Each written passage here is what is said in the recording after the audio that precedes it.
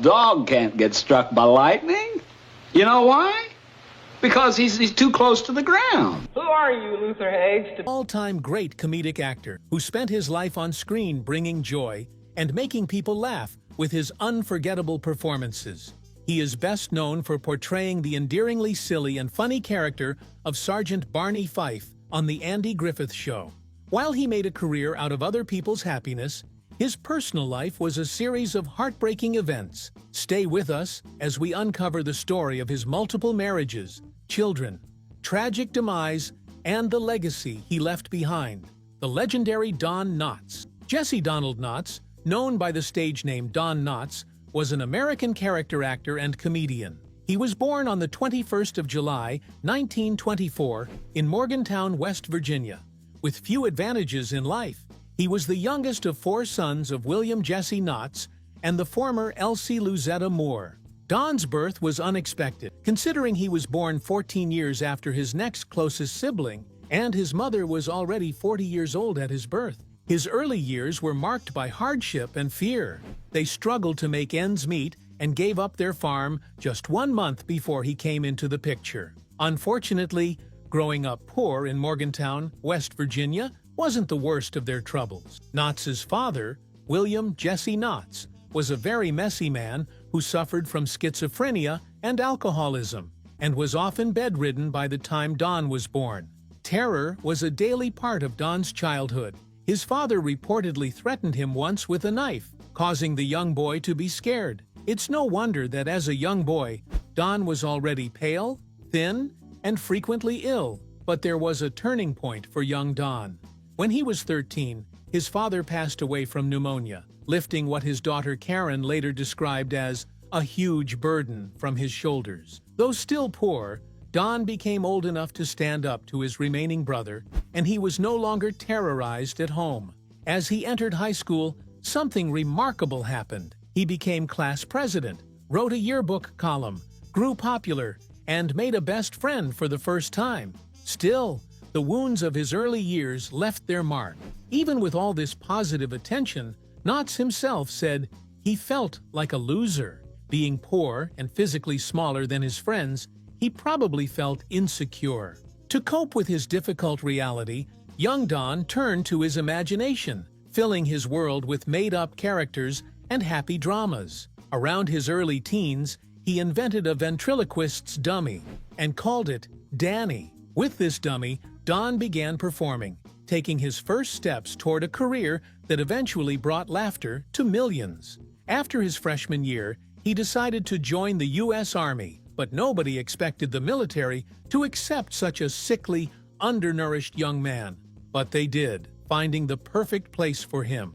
From June 1943 to January 1946, Knotts served in the Army's Special Services Battalion, touring the Pacific as part of the comedy troupe Stars and Gripes to entertain American troops stationed overseas. During his military service, Don caught the attention of an older comedian named Red Ford, who commented on him. He told Don Knotts that he was a funny boy, and those words stuck with him for years. By the time he left the service, Knotts had moved beyond ventriloquism. According to fellow performers, he grew to dislike his dummy, Danny, eventually throwing it overboard from a ship somewhere in the South Pacific, symbolically leaving that chapter behind.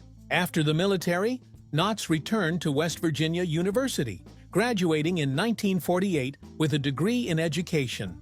With just $100 in his pocket, he headed to New York City to pursue his dream of making it in show business. Like many aspiring performers, he faced immediate rejection, being turned down for numerous radio gigs before landing a spot on the soap opera Search for Tomorrow, where he played the nervous Wilbur Peterson from 1953 to 1955.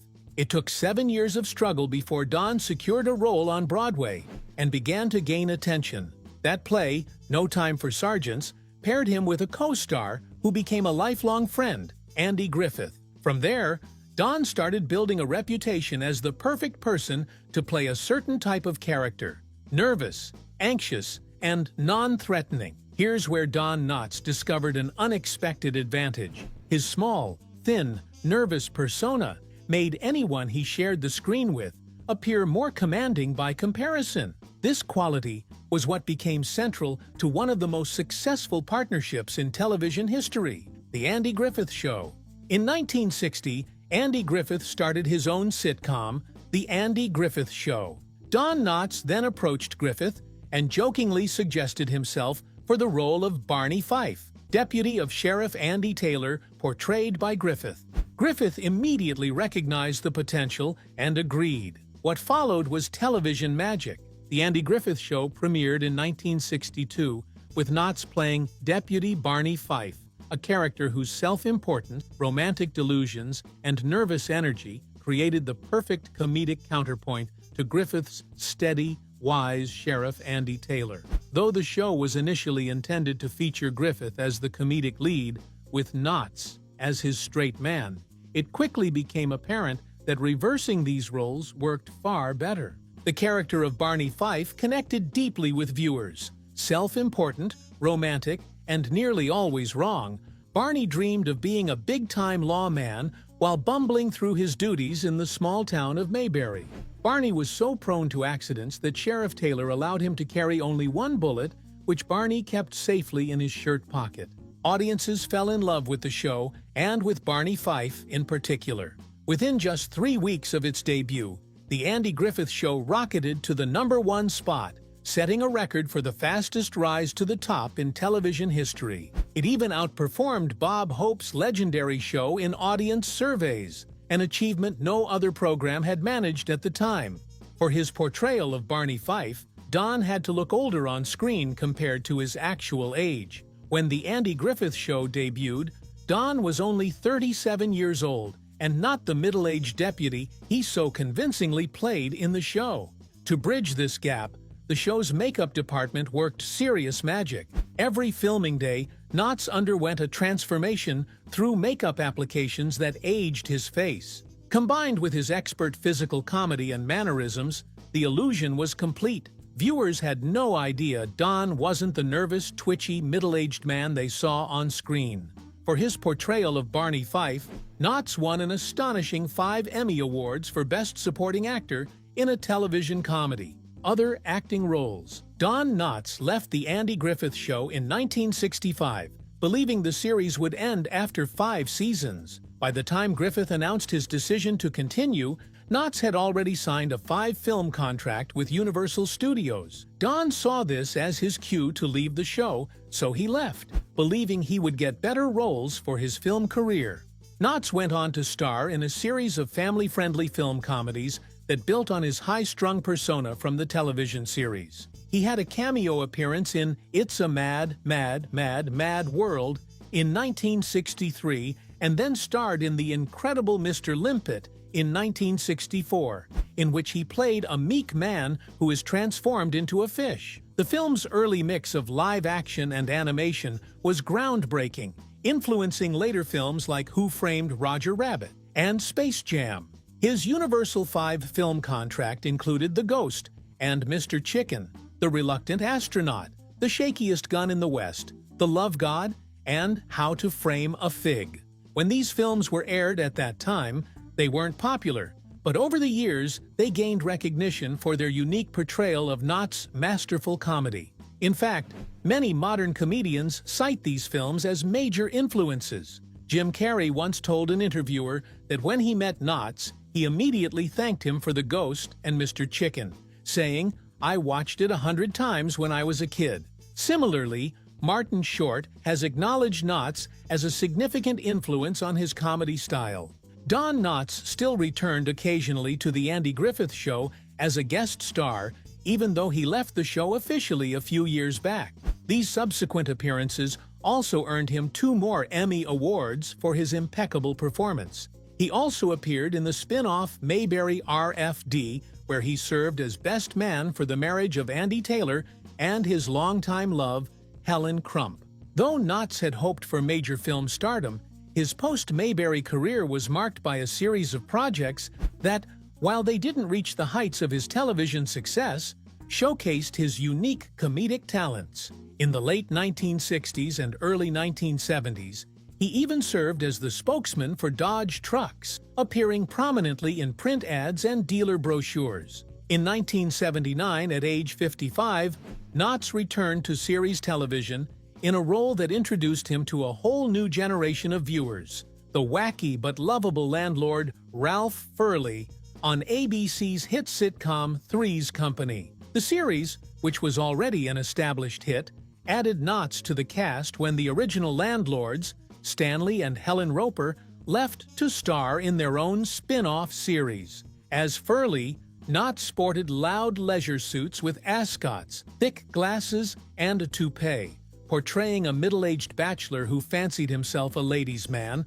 while remaining comically unaware of his tenant's schemes. For Knott, who had typically worked in Disney comedies and other family-friendly fare, appearing in what critics called Jiggle TV, an intimate comedy centered around a man pretending to be gay to share an apartment with two attractive women, was a major departure. He embraced the role with his characteristic energy. On the set, Knott easily integrated himself into the already established cast, though according to John Ritter, they were initially intimidated by Knott because of his star status. When Suzanne Summers left the show after a contract dispute in 1981, the writers began giving material originally intended for her character to Knott's Furley, expanding his role.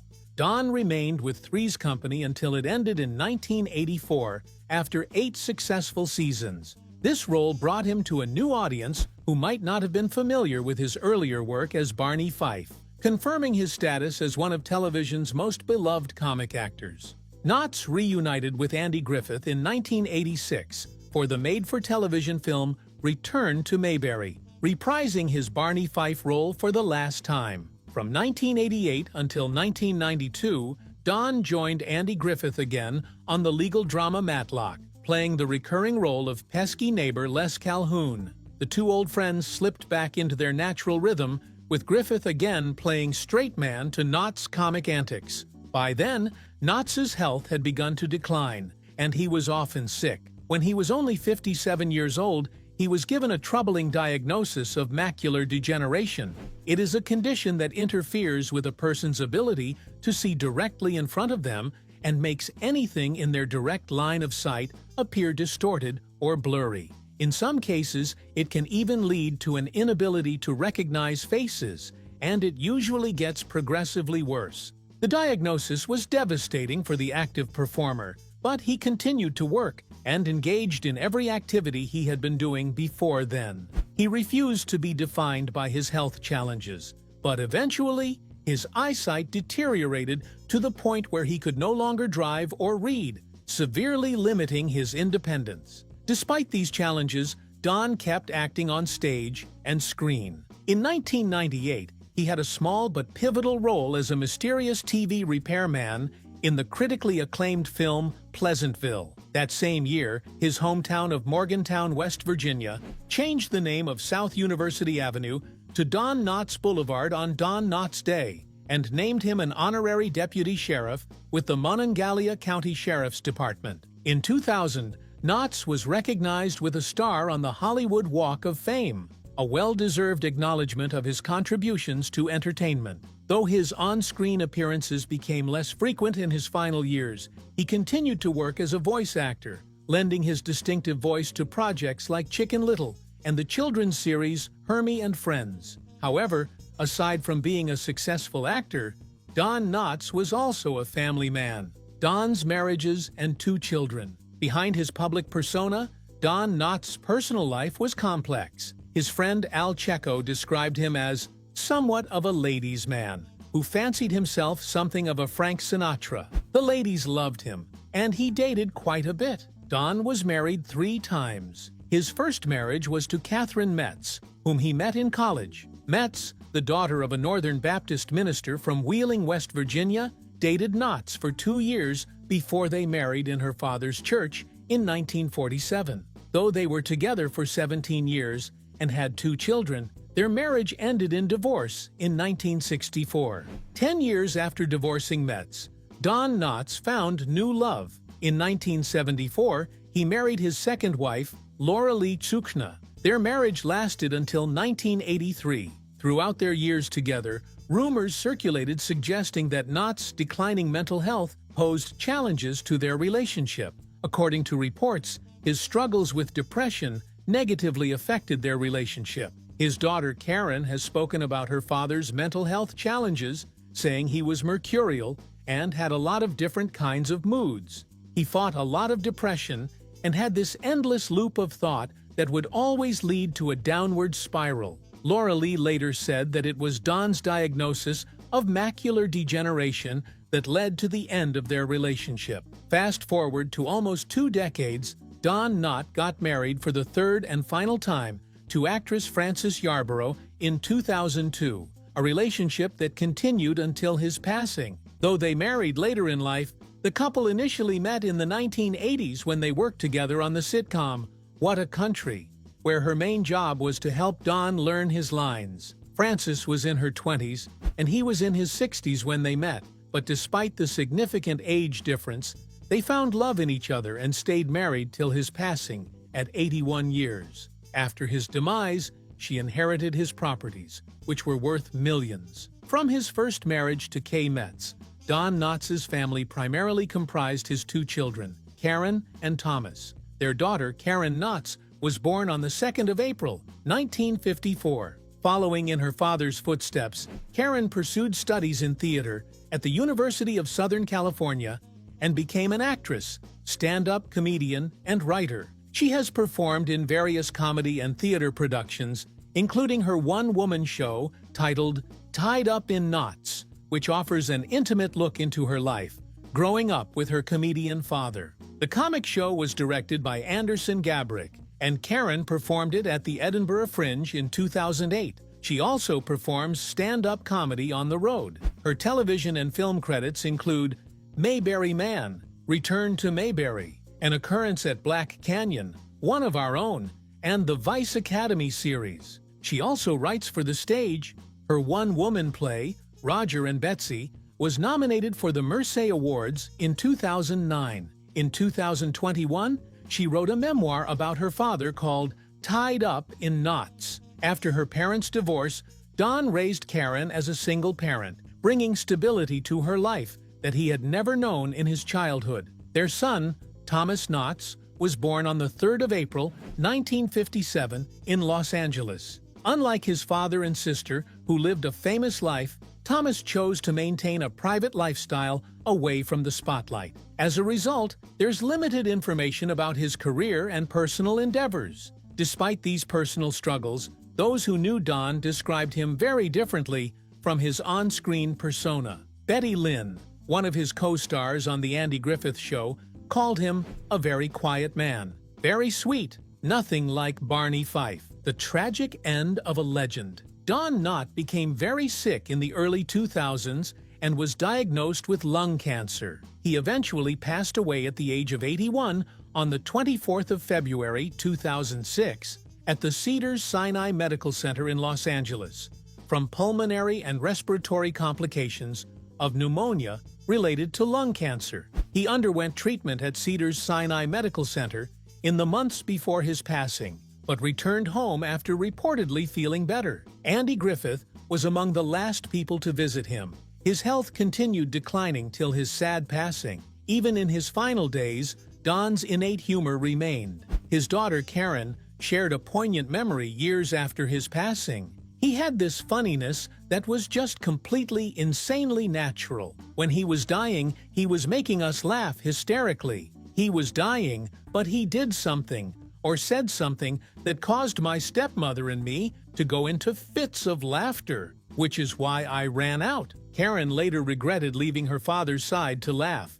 wishing she had stayed there to have a loud laugh with the famous comedian. Don Knotts was buried at Westwood Memorial Park in Los Angeles. In his obituaries, he was cited as a major influence on other entertainers. In early 2011, his grave's plain granite headstone was replaced with a bronze plaque depicting several of his movie and television roles. Don Knotts' houses. Don Knotts owned several houses during his lifetime. Some of his houses were the Colonial Revival House in Glendale, California, and a condo in Beverly Hills. The Colonial Revival House was built in 1934 but Knott bought the house during the 1960s, about the same time he featured as Deputy Sheriff Barney Fife in The Andy Griffith Show. This 3,213-square-foot home had 3 bedrooms, 2 full bathrooms, a breakfast room, and distinctive architectural details such as wood-beamed ceilings